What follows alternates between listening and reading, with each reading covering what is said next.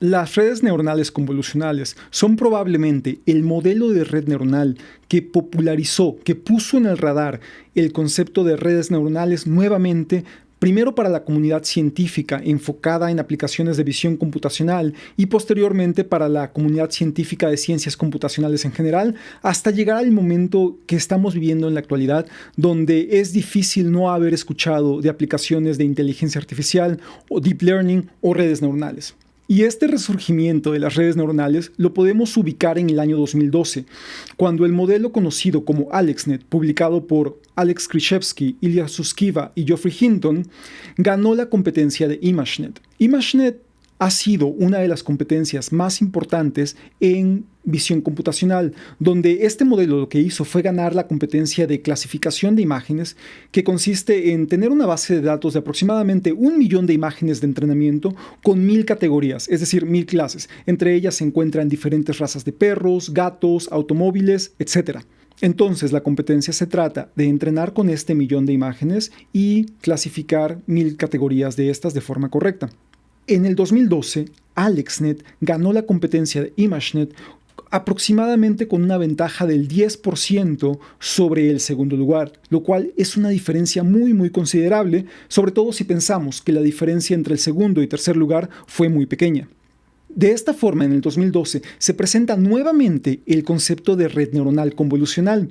Sin embargo, es la primera vez que se presenta en este concepto de clasificación de imágenes en un escenario, en una competencia que es relevante a nivel mundial. Por lo tanto, los científicos computacionales que hacían investigación en visión computacional, muchos de ellos no conocían el concepto de redes neuronales convolucionales, ya que previamente habían utilizado modelos basados en descriptores principalmente, los cuales consisten en la generación de características de, por ejemplo, histogramas de las imágenes, histogramas de gradientes, histogramas de colores, donde se describen las características de las imágenes y después posiblemente se hace un proceso de clasificación lineal. Pero primero había esta etapa, vamos a decir, más parecida al de un sistema experto que al de una red neuronal. Es decir, no se aplicaban redes neuronales para este tipo de clasificación de imágenes. De hecho, se menciona que Alex Krizhevsky, cuando daba conferencias en estos años acerca de redes neuronales convolucionales, tenía que explicar en qué consistían, ya que la comunidad científica, aún especializada en visión computacional, no conocía este modelo, lo cual el día de hoy sería impensable ir a una competencia de visión computacional y no saber qué es una red neuronal convolucional. No obstante, las redes neuronales convolucionales, de forma parecida al concepto de redes neuronales, no son nuevas. Podemos encontrar referencias por lo menos desde los 80s. Por ejemplo, Yann LeCun, que ha sido uno de los científicos que más ha contribuido en el desarrollo de redes neuronales convolucionales, frecuentemente es atribuido como el inventor de estas. Posiblemente no sea la primera persona que pensó en este modelo, pero sí, definitivamente es una de las personas que más ha impactado el desarrollo de este campo. Por ejemplo, desde 1989 hay un paper muy famoso de Yann LeCun donde ya utilizaba redes neuronales convolucionales. A principios de los 90 también estuvo trabajando en esto. Y en el 98 hay un paper muy famoso que se utiliza para reconocer caracteres numéricos. Y si han visto videos previos, por ejemplo, de este canal, hemos trabajado con MNIST. Esta base de datos de caracteres numéricos MNIST tiene sus orígenes en el trabajo desarrollado por Yann LeCun.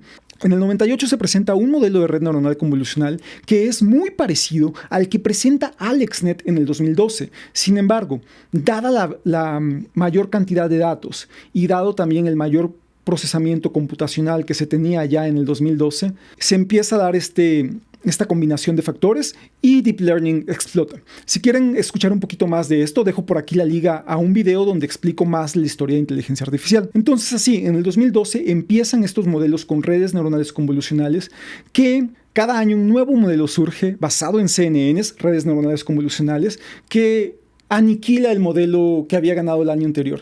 Así hasta que llegamos al 2015, donde se alcanza un error menor a 4%, y creo que esa es la última vez en la que Stanford organiza esta competencia. ImageNet es una base de datos generada por la Universidad de Stanford, que etiquetada y todo hecho por Stanford. Entonces, pero creo que fue por ahí del 2015, 2016, en esos años ya cambia, dejan de organizar la competencia, ahora la base de datos está en Kaggle y está disponible también, pero se llegó a un punto en el que ya el desempeño de los modelos de redes neuronales convolucionales superaba el desempeño de un humano. El desempeño de un humano se estima que sea alrededor de 5%. Entonces, recapitulando, en el 2012 es cuando nuevamente resurgen las redes neuronales convolucionales. Y como vimos, no son un concepto nuevo.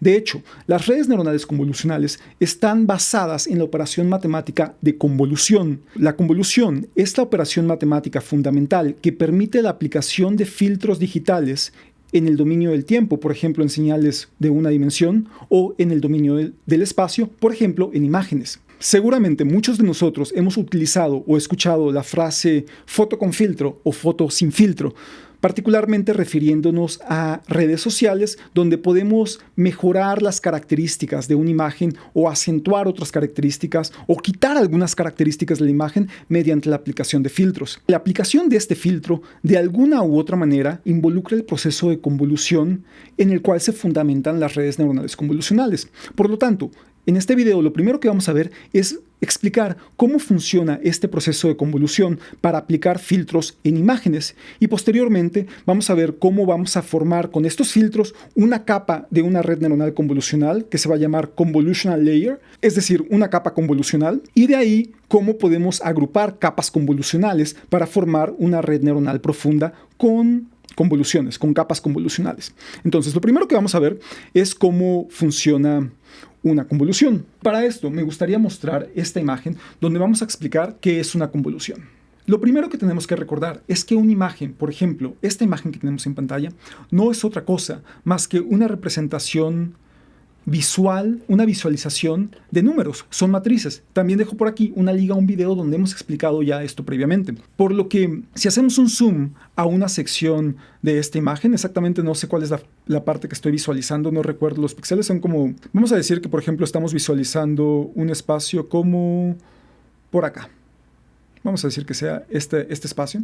Y este espacio lo estamos visualizando con valores numéricos y podemos ver que que se representan números, ¿no? Son una matriz, por lo tanto podemos realizar operaciones de matrices. La convolución, aunque su nombre suena como a complicado, no es para nada complicado. No es otra cosa más que una serie de productos puntos y esos resultados los vamos a agrupar de forma un poquito diferente a como reconoceríamos el producto punto. Pero lo que estamos realizando es el producto punto entre dos vectores. Entonces, así tenemos que una imagen está representada por números y lo que vamos a hacer es vamos a aplicar de manera constante el producto punto de una sección de la imagen, por ejemplo, un pedacito, vamos a decir un pedacito de 3×3, por ejemplo, este pedacito, con un filtro que vamos a definir. Entonces, esas son las cosas que tenemos que definir en una convolución. Tenemos la imagen, nuestra entrada, por ejemplo, y tenemos un filtro. ¿Cómo definimos un filtro? Imaginemos, por ejemplo, que tenemos esta sección de esta imagen, y tenemos este filtro que tenemos acá. Es un filtro que es comúnmente utilizado para detectar contornos de forma vertical, para detectar edges. Por ejemplo, aplicar este filtro resultaría en un resultado como el que vemos en pantalla. Entonces, el proceso de convolución consiste en tomar el filtro aquí de 9×9, imaginemos que tenemos, de 3×3 para un total de 9 elementos en el filtro, y lo vamos a colocar exactamente encima de 9 píxeles de la imagen. Si esta es una muestra de una imagen, asumamos, recuerden, esta es una imagen o una señal de entrada, o un vector o un arreglo multidimensional, pero vamos a llamar que es la imagen, es una sección de la imagen, en este caso sería de 4×4, vamos a colocar el filtro sobre exactamente un patch, una sección del mismo tamaño que el filtro, es decir, colocaríamos estos 9 elementos del filtro sobre 9 elementos de píxeles. Y hacemos la operación de producto punto, elemento a elemento. Es decir, podemos descomponer en un vector estos 9 elementos, hacer un producto punto y obtenemos así un resultado. Ese resultado va a ser el producto punto, es decir, la suma de estos 9 productos. Después vamos a recorrer este filtro, un número determinado de posiciones. Por default ese número es 1 y repetimos la operación, donde ahora multiplicamos por los siguientes elementos.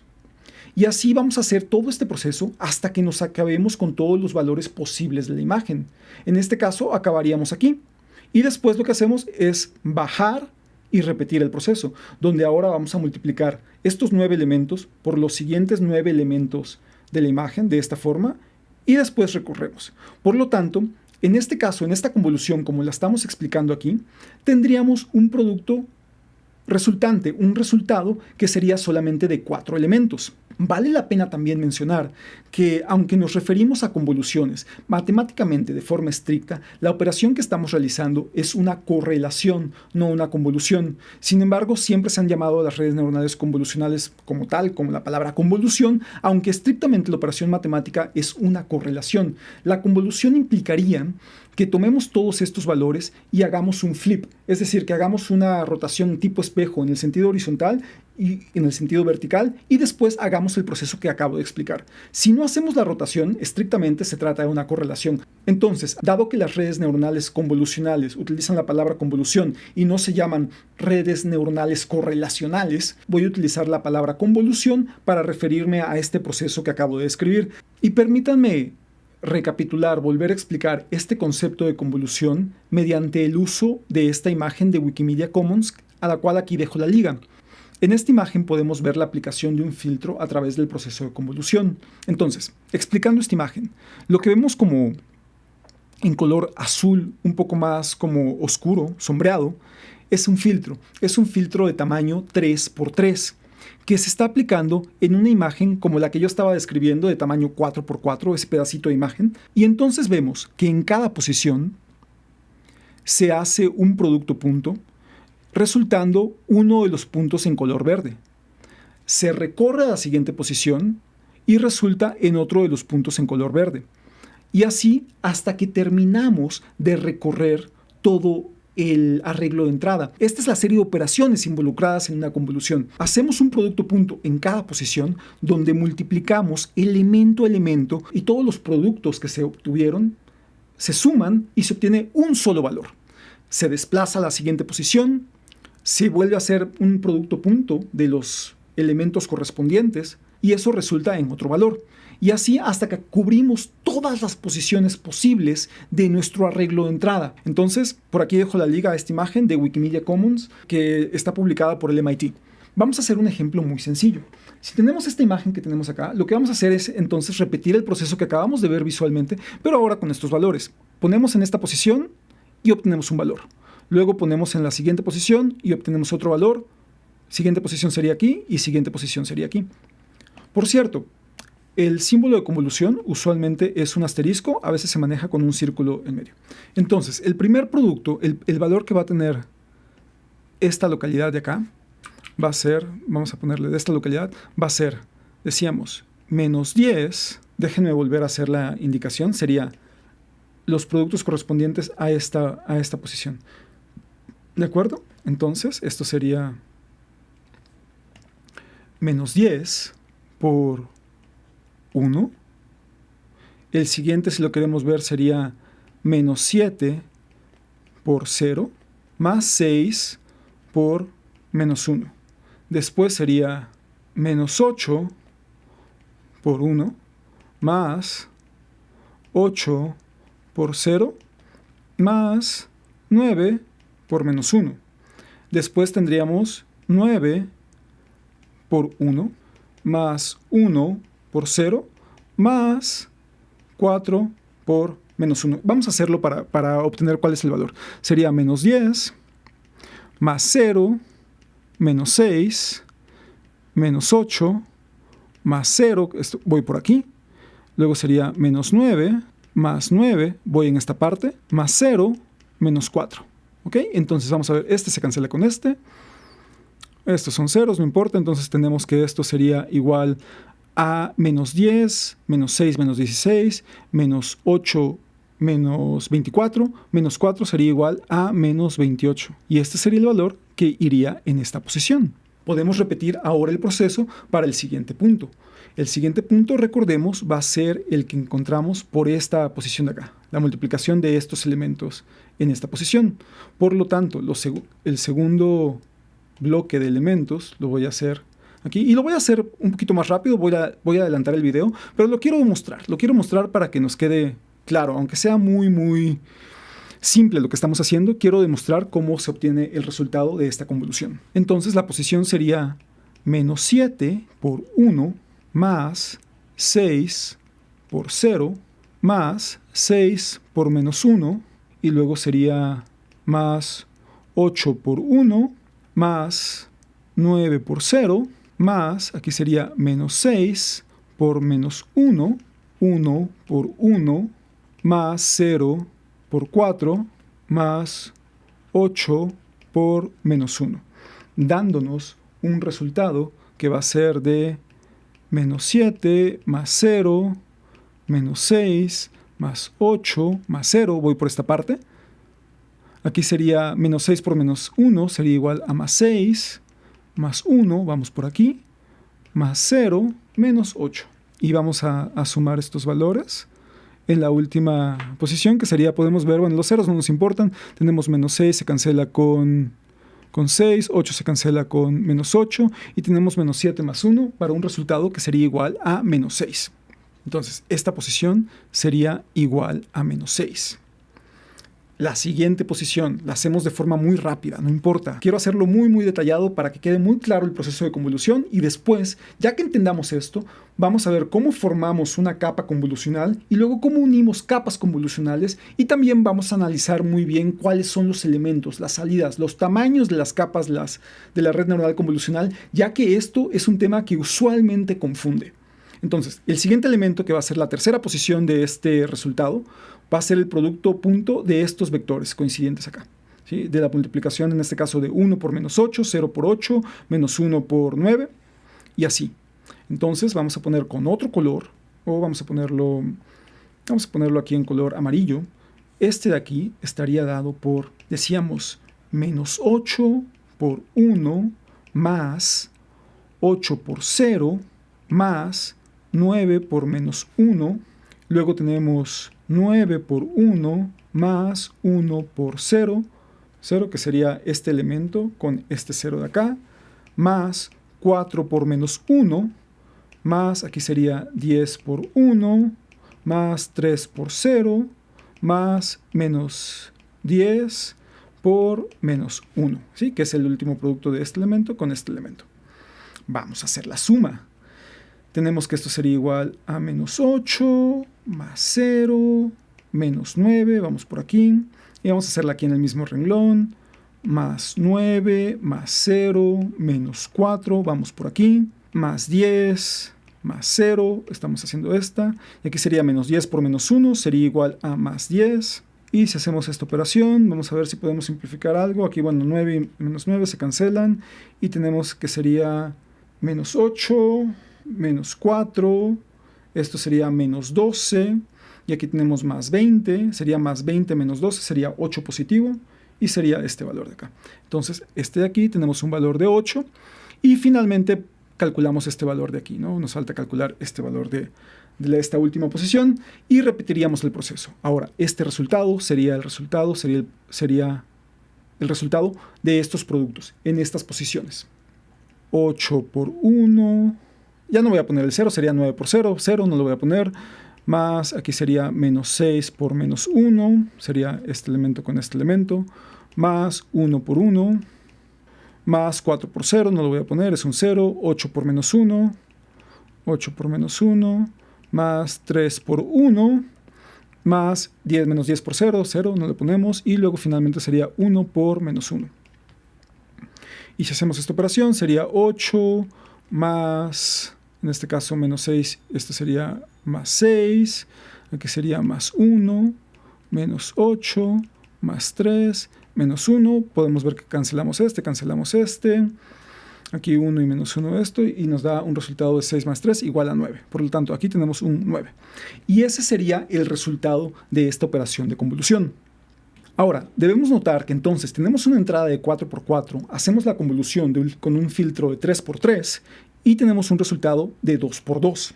El tamaño del resultado de nuestra convolución puede ser, dependiendo de cómo implementemos la convolución, que sea menor que el tamaño de la imagen original o menor que el tamaño del arreglo original. Vamos a suponer siempre que tenemos una imagen de entrada o un arreglo de entrada, que va a ser las veces de la imagen, y tenemos un filtro. Aunque realmente es indistinto y en un proceso matemático podemos decir que nada más se trata de la convolución de dos arreglos, en este caso arreglos de dos dimensiones o arreglos multidimensionales, para el caso de redes neuronales convolucionales vamos a siempre decir que tenemos una imagen que tal vez no es una imagen, sino es simplemente un arreglo que es la entrada al proceso de convolución o la entrada a una capa convolucional, y tenemos los filtros. Siempre vamos a tener filtros. Y la diferencia va a ser que usualmente los filtros van a ser de 3x3 o de 5x5, 7x7. Por ejemplo, en el 2012 AlexNet utilizó filtros de 11x11. Perdón, aquí sería 5x5, dijimos. 7x7. Les digo, se usaron en AlexNet de 11x11, pero esto ya no es común. Comúnmente se utilizan de 3 y de 5. Entonces, lo que va a pasar es que el tamaño del resultado va a ser, en este caso, menor que el tamaño de la entrada. A veces no queremos esto. Esto nos va a llevar a que si agrupamos capas de redes neuronales convolucionales una después de la otra, puede ser que se haga muy pequeña la imagen, muy rápido. Podría ser que a veces es algo deseable y existen capas que nos permiten reducir el tamaño de las salidas. Pero para prevenir esto y, por ejemplo, poder tener salidas que son del mismo tamaño que la entrada, se utiliza comúnmente el proceso conocido como padding. Y este proceso es un proceso de tomar esta imagen, por ejemplo, vamos a repetir aquí esta imagen, la voy a copiar y la voy a volver a pegar. Y lo que hacemos es que tomamos el arreglo de entrada, se puede rodear con ceros. A ese proceso se le conoce como padding. Y ceros es el valor que se utiliza más comúnmente en redes neuronales convolucionales. Lo que sería hacer esto.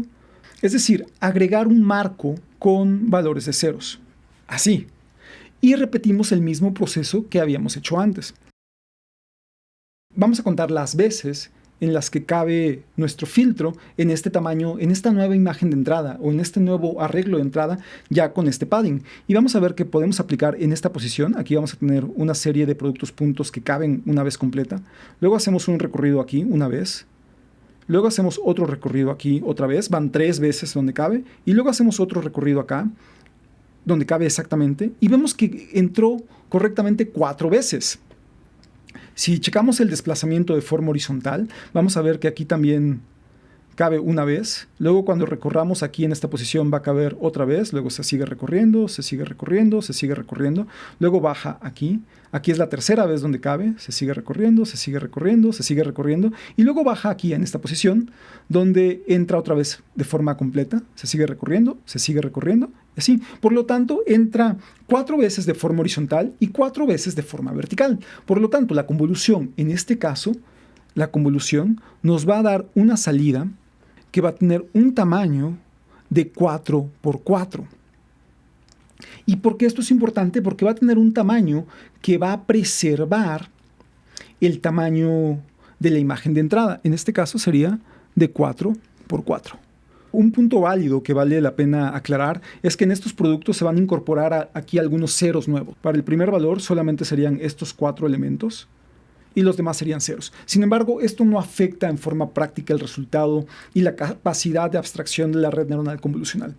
En procesamiento digital de imágenes se utilizan otras técnicas de padding donde a veces se repite el último valor o se hace un espejo de los últimos valores. El padding no necesariamente tiene que ser padding de un solo elemento, pueden ser 2 elementos donde el número de padding depende principalmente de cuál es el tamaño del filtro y qué tanto se quiere preservar el tamaño del arreglo de entrada. Por ejemplo, otra imagen aquí de Wikimedia Commons que me parece una imagen también muy bonita. Una animación muy bonita también del MIT, donde podemos ver otro proceso de convolución. En este caso vemos que se trata de un filtro que es de 4x4, se avanza con un paso de 1. Por cierto, a ese paso se le llama stride, y puede darse el caso que ese paso no sea exactamente de 1, puede darse el caso que ese paso sea de 2 elementos en 2 elementos. En este caso se trata de un stride de 1, se trata de que tenemos aquí un stride de un elemento en un elemento, pero se puso los punteados, los cuadrados, los píxeles punteados, son los píxeles que corresponden al padding. En este caso se asume que son 2 valores de padding. Se dice que es un padding de 2. Y vemos como el tamaño en este caso de la salida es incluso un elemento más grande que el tamaño de la entrada. Por ejemplo, en esta imagen de aquí podemos ver que el elemento de entrada es la imagen, el arreglo en azul, en color azul, y el filtro es un filtro de 3x3, se hace padding de 1 y la salida no va a conservar el tamaño de la entrada, ya que se está utilizando un stride diferente, es decir, el paso es mayor a un elemento. Entonces, ¿cómo determinamos el tamaño de salida considerando ahora los elementos que involucran el tamaño de la imagen de entrada o el tamaño del arreglo de la entrada, tanto en ancho como alto, el tamaño del filtro, el número de elementos que se utilizan como padding y el tamaño del stride? Para eso, podemos utilizar la siguiente fórmula. Vamos a decir que la imagen tiene un tamaño de h, de height, de alto, por w, de ancho, por width, y entonces estaría dado por la siguiente fórmula.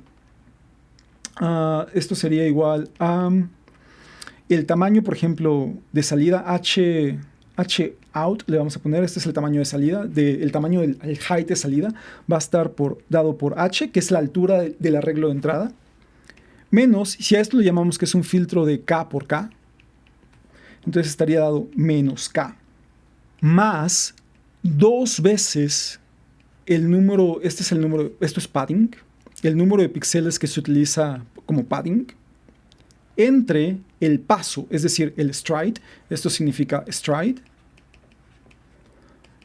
más 1. Ese sería el tamaño de salida. El tamaño de salida para el height, para la altura de nuestro arreglo. Y en el caso del el ancho del tamaño de salida, sería igual a el tamaño del ancho de entrada, también menos k. Vamos a asumir que es un filtro cuadrado, más 2 veces el número de elementos que se utilizan para padding, entre el stride, más 1. Y estamos asumiendo que en el caso de K, que los filtros van a ser cuadrados. Esto no necesariamente tiene que ser así. De hecho, también usualmente las imágenes que se utilizan en redes neuronales convolucionales son imágenes cuadradas, por lo que H y W usualmente son el mismo valor. No necesariamente tiene que ser así. Esta es una fórmula genérica para calcular el tamaño de salida de un proceso de convolución. Analizando el ejemplo que acabamos de hacer, teníamos que es una imagen de 4x4. Entonces sería 4. Antes de hacer padding, por ejemplo, aquí teníamos una salida de 2 cuando hacíamos un filtro con un kernel de 3.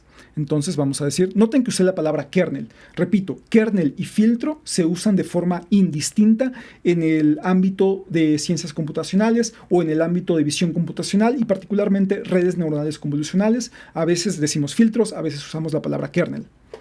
Entonces decimos que si el tamaño de la imagen de entrada era de 4, menos un kernel de tamaño 3, más 2 veces el padding. Originalmente no utilizamos ningún tipo de padding, por 0, entre el stride. El stride es cada cuántos pasos recorremos nuestro filtro, en este caso fue de 1,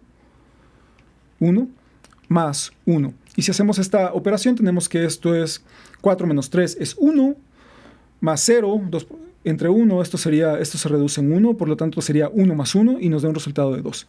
Dado que es una imagen cuadrada, sería 2 de ancho y 2 de alto, que es como teníamos acá. Ahora que usamos padding de 1, vamos a repetir el experimento. Sería nuestra imagen de 4x4, menos un filtro de 3, más 2 por un píxel de padding. Entre nuestro stride siguió siendo de 1, más 1. Y si repetimos, esto sería 4 menos 3 sería 1, más 2 sería 3, entre 1 sería 3. Aquí decimos que esto se reduce a 3, entonces sería 3 más 1, y esto es igual a 4. Que coincide con el número de posiciones que tendríamos en nuestro arreglo de salida. Y este es el proceso de convolución que es el fundamento para las redes neuronales convolucionales. Repitiendo, el proceso de convolución es el proceso que se utiliza comúnmente para aplicar filtros, ya sea señales en una dimensión en el dominio del tiempo, por ejemplo, para cambiar características de la voz de una grabación, o en 2 dimensiones se aplica comúnmente para las imágenes y cambiarles algunas características. Estas modificaciones usualmente se implementan haciendo uso de algún tipo de convolución. Se pueden diseñar filtros que son especialmente útiles para resaltar alguna característica de la imagen. Por ejemplo, en este caso, este filtro que estoy mostrando acá es muy común para detectar contornos en forma vertical.